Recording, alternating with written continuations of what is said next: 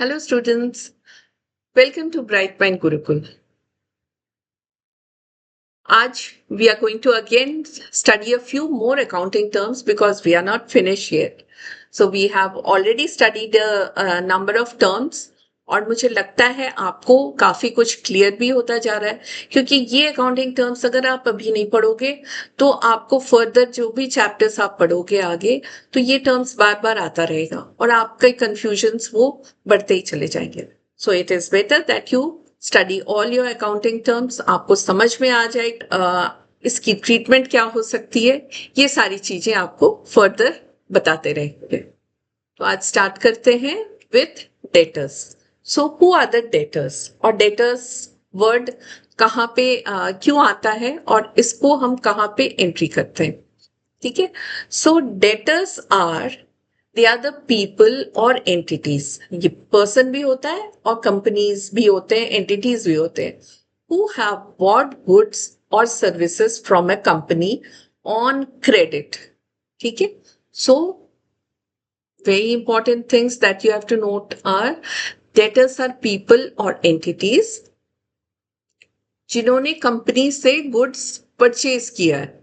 They have bought goods or services from the company on credit and have not paid yet. Not paid yet, credit पे खरीदेगा तो वो अभी payment नहीं किया होगा.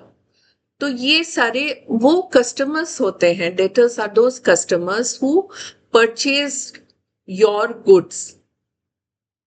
ठीक है. उन्होंने परचेज किया है आपसे गुड्स और ऑन क्रेडिट परचेज किया है, यानी ये प्रॉमिस किया है कि मुझे गुड्स अभी दे दिया जाए और मैं कुछ दिन के बाद आपको पेमेंट कर दूंगा.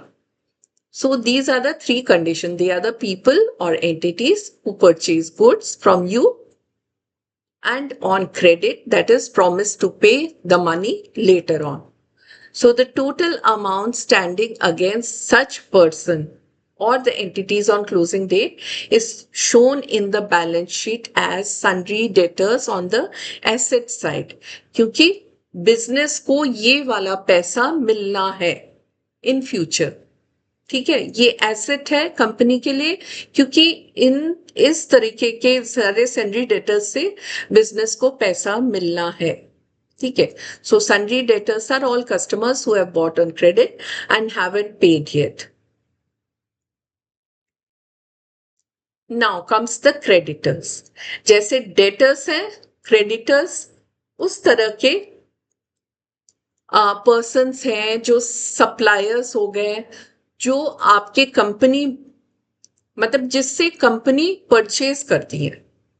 So company is purchasing goods from these suppliers on credit, यानी कंपनी प्रॉमिस करती है कि मुझे अभी गुड्स परचेज करना है और सर्विसेज मुझे लेना है और मैं आपको बाद में पेमेंट करूंगा. So creditors are people or entities from whom the company buys goods or services on credit and has not paid them yet. So company को पैसा इन्हें देना है. So they are the creditors.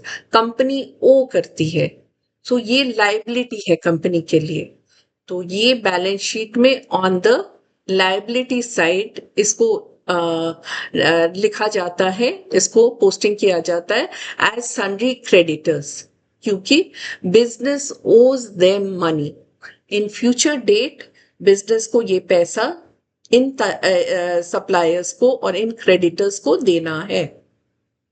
So the company promised is to pay until the supplier receives the payment. The company treats this person as this supplier as the creditor.